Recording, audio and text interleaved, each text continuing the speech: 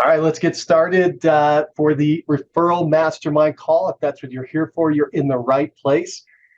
As we're waiting for everyone to show, I'm going to go ahead and get started on a topic, and then we're going to open it up for our open session where you can ask your questions and bring items to the group that you would like to chat about. We'll be starting that up in just a second.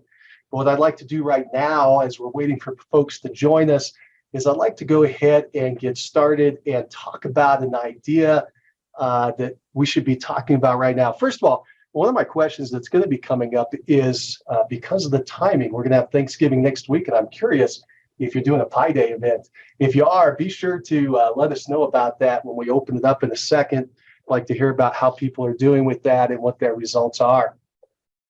What I'd like to talk about right now is this idea of getting referrals in the next 90 days from your friends, your family, and your past clients. I think this is going to be a big opportunity for people that they're missing out on.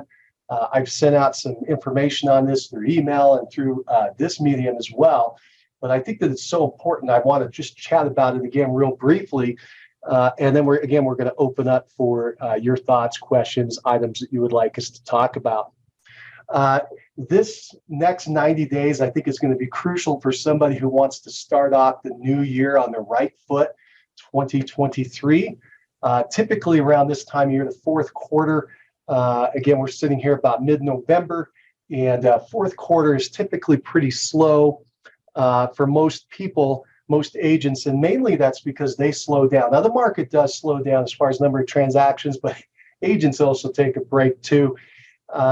If you are wanting to do business, this is a great time to really amp up. I've been talking to a lot of people that are putting a lot of business on there right now during this fourth quarter. And then mainly it's because they put their head down and they kept going, right? We've had some adjustments in our market because of interest rates. We're also having adjustment in our market right now because of seasonality. And I've talked about this before, so I'll make this brief. You need to check out the seasonality in your market to see what's going on as far as the trend. You're going to see a trend that happens every year with the number of transactions. I know, for instance, in my market, the spring months of March and April are the highest of the year. Okay, and that's very important for the next thing I'm going to tell you. But it's the highest of the year, and then it falls off through the summer. Now, the summer months and spring months are much higher than the winter. Although there's always transactions happening even in the winter, and then the summer kind of falls off, and then we get a blip again in September with another big push, and then it falls off in the fall into the winter. But again, there's transactions happening every day of the year. Keep that in mind. And in fact, the most motivated people are out right now. That's why you find those people, hook up with them, because they probably have a need to make something happen often before the end of the year or right away. They're in the market with some motivation. The other idea I want to talk to you about is, of course, the interest rate adjustment. Everybody's starting to come back and create that the new normal. That's going to start happening more and more. People are going to get used to it. The interest rates may go up again. They may come down. Again, you can't run your business based on that. Talk to any old timers and they'll tell you we sold a lot of homes with interest rates between 6 and 10%. When I came in, it was 10. And the old timers before me, they had it as high as 18 and even 21% on seconds, and people were still buying and selling homes. And so what I'm telling you is it's a psychology thing. People are going to adjust to the new normal with the interest rate. They're going to realize, oh, they're not going to fall down next week, and I made it air. And by the way, even if they did, you just refinance. People are a little concerned with the market. They don't know where it's going, but that's always true. Okay, and a mind that has a lot of questions, they're unanswered, tends to say no. So what you have to do is you have to start talking to your people with these dialogues like we're chatting about, so that they understand what the market is. But people buy homes that they live in for reasons other than investment. That's the big key, and that's the thing you want to focus on when you're talking to people is, why do you want to get into a home? Well, I want a place for my kids to have a backyard. I want a place to do my hobby. I want to be closer to the school or my church or the grocery store. I want to be away from the railroad tracks I live by now. So they could be moving away from something or towards something. You got marriages, you got divorces, you've got Births, you've got deaths, you got all kinds of life events that are happening that are causing people to move all the time, independent of the interest rate. Keep that in mind and be sure to talk to your clients about that to let them know, yeah, the market's continuing. Show them the stats if you can, pull up out of your MLS to show that things are continuing to happen and you're seeing contracts still. All right, last part of that is the seasonality and the push. And if your market's like mine, a big mistake agents make is they either know it or they don't know it. Either way, they could delay and not do anything about that spring market coming up in March and April, the big months. And what they'll do is they'll wait to that time and then they'll try to jump in, and it's too late to catch the wave, because the wave starts about 60 days before that, right? People are starting to talk about it, maybe even 90 days. They're talking about, hey, we're thinking about moving in the upcoming year. What do you think? Do you know anybody who we need to get some information? You know, what's our home worth? What other properties are out there? These are the questions that people start to wonder. Think about if you put yourself in their shoes, that's what they're doing. And they don't like say, oh, I'm going to move, and then immediately put their home on the market that day. There's a lead up to it that they got to start thinking about it, gathering information and so forth. And that's where people are right now who are going to be moving in 90 days. They're thinking about it, talking about it. They're going to be talking about it during the Thanksgiving meal. They're going to be talking about it during Christmas and this holiday, their time off in their world as well, talking with their family and friends, and they're getting ready for, and they're amping up for the new year. Well, you should be in front of them. You should not stop. You should be contacting them. Have your marketing pieces going into your PCSOI. Call up and say, hey, happy Thanksgiving, happy Merry Christmas, Happy New Year, whatever holidays you want to celebrate or you think they celebrate, you should be touching base with them because they are getting into mode for that big push in the spring. And you want to catch the wave early. You don't want to be on the back end of the wave trying to catch up to it. So again, a big mistake agents make right now is they stop working, they stop talking to their PCSOI, and I'm telling you, that's a huge error. Things are going to calm down. The psychology is going to calm down with interest rates. The natural flow of the spring market is going to happen, the flow of the market, the seasonality. In my entire career, I never saw that waver. It was always the same pattern. Look at your market. If you need convincing, look last year, year before that, go back as far as your MLS will show you stats, preferably a graph because it's easier for you to visualize. You'll see this flow of these contracts that are occurring. All right, let's do this. Let's talk more about repeated referral and open up for some dialogue with some folks, and let's get some things out there on the table. My first question is this: is there anyone that's here that's doing a Pi Day event? How's it going? Let's talk about it. Are you doing a Pi Day event? Have you done a Pi Day event? What can you tell us about it? If you got anything to add, go ahead and unmute yourself and let us know. Pi Day event, what do you think?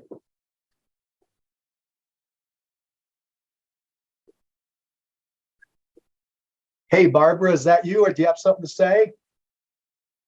Oh, I'm sorry. I thought I saw you unmute yourself. Marie, you got anything you want to talk about with Pi Day events? How you doing, Mike? Hey, Marie, great to have you here. Thanks for joining. Thank you. I thought about doing a Pi Day event, but I really don't have the stat. I don't have the money. I can't do it. But I'm going to just, my favorite clients, I will bring them a pie. There you go. There you go. Yeah. Remember, you can always just call up and say, happy Thanksgiving. No, you don't have to do the Pi Day event to still participate in the Thanksgiving joy, right? True. I was just listening to somebody else who said that you need to say, make your clients say, wow. Yeah, that always helps. Yeah. So but the question is, what are they saying wow to? Right. Right. Well, if it's a good pie, it has to be a good. Sure. So would they also say wow, though, Marie, for you calling up and just saying happy Thanksgiving? When's the last time a real estate agent did that to them? Right. That's a good idea. Yeah, that's the whole point. These don't have to be sales calls. In fact, the way that I see the top agents doing it and the way that we teach it, it's not a sales call when you're making these phone calls out to your PCSOI. You're actually just doing a connection call. Your marketing will do the sales. Your marketing will help connect real estate in their mind with you. Make sure your marketing has your face and your name and real estate. And then the calls are fun. You just get to call up and invite them to an event or see how they're doing or ask about the house or ask about the kids, ask what if they got any big plans for the holidays in this case, right this time of year. Yes. Let me give you one other Yes. idea, Marie, and you kind of came to it on your own, but I'm going to give this out there for everybody else. And that is, keep in mind, you can always do the Pi Day event on a smaller scale. You don't have to blow it up and have 100 pies. Remember, by the way, if you invite 100 people, you're probably only going to have 20 people show up, but the other 80 really appreciate that you invited them. So keep that in mind. Not everybody you invite will show up. You can limit the number, though. So, for instance, if your budget's tight, you could say, hey, I'm going to give out 10 pies, right? So 10 pies at $10, that's $100. Most people can swing that. And then you just say, hey, the first 10 people that call up or the first 10 people that agree to take a pie, we're going to get you on the list.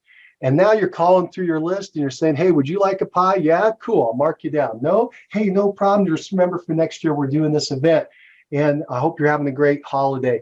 And then you're going to go down through your list. You might trying to give out your 10 pies, you might be able to go through, say, 50 phone calls, 50 conversations where you're actually talking to people and you're making them feel good. Yes. Yeah, I love that, Mike. I love that. Yeah, thank you, Marie. Thank you for mentioning your thoughts on it and that you'd like to do it, but at this time it's a budget issue. A lot of people are in that boat. And again, it's like anything, you're going to try to find a way to make things work to your benefit. The whole idea of these events is the reach out, the touch, the hug, if you will. I like the idea of a hug, just reaching out and hugging people. That's great. Thank you. Cool. And I'll also mention that you got Christmas coming up. And so if you celebrate Christmas and it's something you like to do and the people that are in your group like to do, something to think about. A big event for that, of course, is a giant gala, and that's out of most people's budget. A smaller event that people do is pictures with Santa. They'll hire Santa Claus to sit in and they'll take pictures and then give the pictures out to the families to send in their holiday cards. So they'll actually be doing that starting up right away, right after Thanksgiving. They'll have their event maybe the first week of December, so they can get those digital photos. And you just email them out, so there's no cost there, and you get them out to people so they can put them in their cards that they can send out to their family with maybe their kids with Santa or something like that. There's also cookie events you can do at this time of year, really popular. A cookie event is a really great idea one of the agents brought to us, and that was where you have a cookie recipe contest. And so you have everybody make their favorite batch of, say, a dozen cookies. You get together in a space, wherever that is. Could be your office, a conference room, a restaurant, wherever, maybe a coffee shop. You buy some coffee and then they'll let you do this thing. And you go ahead and you just have these cookies on a table, and everybody goes by and tastes the cookies and sees what they like as their favorite cookie. And they have a bunch of copies of the recipe right next to it. People can pick up the recipe of the one they like. That seems to be a pretty popular event, and one I'd like to go to. Absolutely, absolutely. Nobody can go wrong with a cookie event. I thought that was a genius idea. There's a gal down in Louisiana, Jen Burns. She does a king cake testing contest, a king cake tasting event. Try to get that to roll off the tongue, but that's big and popular in her area. In Louisiana, in New Orleans. I think she's just outside New Orleans, but that's a big deal down there. And so if you can think of a local flavored event, that's even better, right? Something that just the locals do. So that's something to kind of mix into your thoughts. And Jen does a lot of very low cost event. She's always trying to think, how can I do this very inexpensively so I can have a lot of people that are happy, a lot of winners. And so most of her events are $100, $200 at the most. And again, very small cost and budget. And yet she sold 106 homes last year as a solo agent. So, you're trying to take these ideas and then apply them to your practice. Pick the ones you like. This is awesome. I appreciate it. You betcha. Well, let's do this. Let's open up the mastermind to, if you have something you want us to talk about, focus on, think about, preferably in the area of referrals with repeat and referral, your past clients, friends, or family, anything you're doing or you've had success with, or you'd like us to talk about, that'd be awesome. And if you don't have anything in the area of referrals, let's go ahead and open up to anything in your practice that you would like us to chat about that might help you move along. If you've got anything you'd like us to bounce around, go ahead and unmute yourself and let us know. Let's talk about it.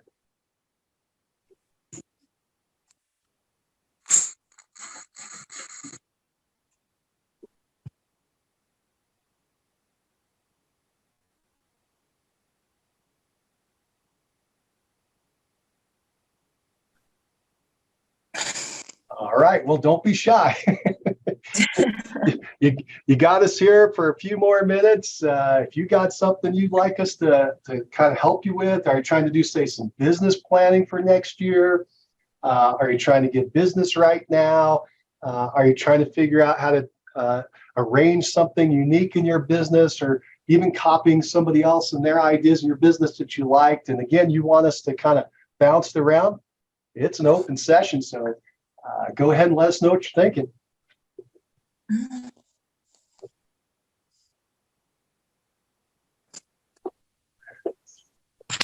I guess I'll just add more. I have a question about social media.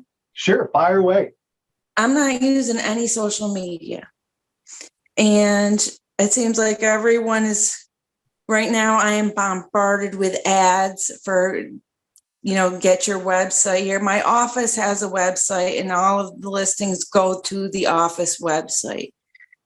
I see a lot of Zillow ads coming into my mailbox from this agent, that agent, another agent who I've never heard of, who aren't even in my area.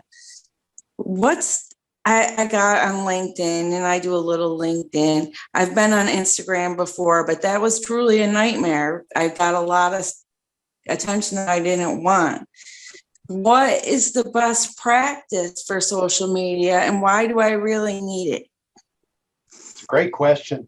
That's a great question, especially to ask an old guy like me, because I think that it's a medium and it has its place. You do good with your social media. Thank you. But I don't dive in like everybody else at some crazy rate. I just try to pick and choose what I think would be an extension of what I'm already doing and what would be comfortable to me to do. And so I recommend the same for you. If you want to do social media, that's great. If not, you don't need to. I think you need to do a match with whatever your business model is. So, we've been talking about repeat and referrals, and I got a lot of great examples there. But if you were going to do, say, buying leads from Zillow and trying to convert, those are internet leads. That's a whole nother idea. Where you've got to call through a bunch of strangers. So think about it. In social media, you can reach out and try to grab strangers through, say, an advertisement on Facebook or Twitter or these other things. You can also reach out and try to contact and touch people you already know. I've found a lot of success in that area from folks. There are people who are successful for people they don't know, say, putting a bunch of videos on YouTube. When you dig into those models, though, these people are professional marketers, and they know all about SEO and lead gen and lead conversion. So again, if you're going to become a marketer, say you have a team or you have a big need to close 100 units, you got a big volume issue where you got to bring in people you don't know, then paying for leads or putting them out in social media to try to draw them in and through a funnel, you can learn that. It's going to be expensive to learn by trial and error, money, and most importantly, your time. So even if you do free mediums, it's going to spend a lot of your time, which is basically money. So you got to really think about that.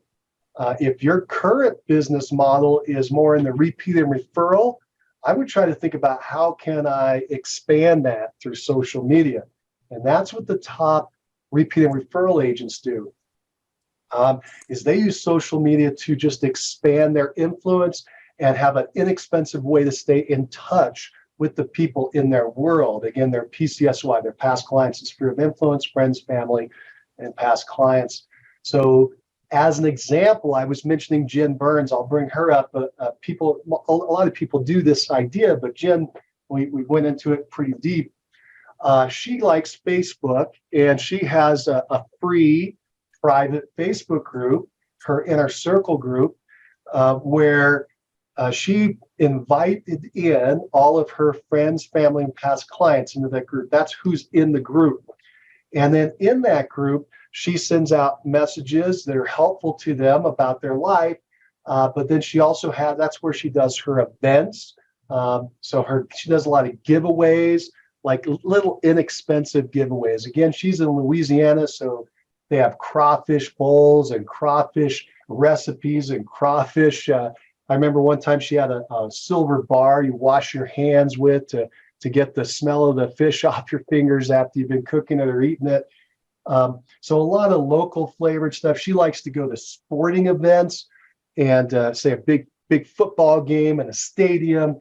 And she and her friends like to go, and they like to bring their stuff with them. And one of the problems is then they want to look through your bag. And so she created these clear see-through bags that she handed out. I think she gave away 20 of these bags, and I think her name is stenciled on the side, her company name, but it's a clear bag that had it was utilitarian. It was useful for these people that are in our group to bring around. I think it cost her $5 or $10 a bag. She gave away 20 of them, had all kinds of people happy. They participated in the event. So she's using Facebook group to kind of pull her people in, congregate them, and talk to them and show them information. That's something that you might want to consider in a social media area. I'll give you one other idea that pops to mind in the repeat and referral world. And that is these people who they go out into their PCSOI and they've already friended them in Facebook. And so then what they'll do for a couple minutes, maybe 5-10 minutes a day, by the way, they don't dive into this thing all day. It's just 5-10 minutes a day. They'll go look through their feed and they'll try to see what life events are happening with their friends and family and past clients. And then they'll comment on it. And if it's a real standout, like, again, a birth or a death or whatever, they'll give like a birth announcement. They'll send out a card, congratulations. If it was a death, they'll send out a sympathy card. So they'll do another meeting, right? They're going through the mail to talk to them, or maybe they'll text them, or maybe they'll pick up the phone and call them. But they figured out what was happening by scanning through social media to see what's going on with these folks' lives. One of the examples that stands out is it was a kid or a grandkid lost a tooth, and they had a picture of it, and so they commented on it and sent a card. And I think this agent sent a little $5 or $10 ice cream card inside there and said, please give that to your granddaughter. You're just touching base with people through social media. That's where I see people having the biggest results. Unless you're a big giant marketer, and I've been in that world, and that's fun. But boy, it can be very expensive. You have to be very dedicated to learning about direct marketing, direct sales, lead generation, lead conversion, funnels, drip campaigns, etc. And most agents don't need that. It's too much. Does that help, Marie? And by the way, Marie, I think I muted you, and I apologize, but sometimes the camera won't work right if I don't. So you'll have to unmute yourself. Okay. No, thank you. That was very helpful, and I truly appreciate it. Cool. That really does answer my questions, because I do get overwhelmed with the SEO and all this other stuff. And you're right, I really don't need it. I really do most of my work by referral. So this just gives me a little peace of mind that, okay, I don't really need to focus on that at all. Right. So thank you. You betcha. Remember, there's always the best way to do the business is the way you want to do the business and what matches your personality and lifestyle. Also, remember, there are a lot of promoters out there that they overamp whatever's going on, or they just shine the best light on what they want you to see, and they don't show you all the difficulty or hardness on the other side. and that's just part of what it is. So you have to kind of, that's why people are skeptical and they got to look at things. Social media is a great medium, but again, you have to think about what you want to do with it and how it matches what you're already doing. For instance, instead of diving deep into social media, for most people, what would be a better use of their time is to go ahead and build out their list a little bigger. Like if you have a list of 100 people, but you haven't been maintaining it, maybe you could grow that to 120, 150, maybe even 200 because you haven't been putting people on the list that need to be there. Well, by doing that and then say getting a really good marketing plan to those people, you can really amp up your repeat and referral from that group, and where you could double or triple your business just by focusing on that. So hopefully that's been helpful. Maria, I really appreciate you coming in and participating today. I'm going to give you one last shot to ask me any question you have, and then we're going to wrap up the call. Is there any burning question you have that you'd like us to answer on today's call?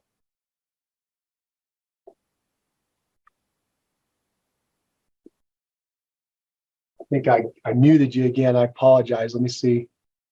I'm all set. You've really helped me a lot today, Mike. Thank you. Oh, you betcha, Marie. Thank you so much for joining us today and being part of the Referral Mastermind call again. I hope it was helpful. And I hope you have a fantastic rest of your week. All right. You too. All right. Take care, Mike. Bye-bye. Bye now.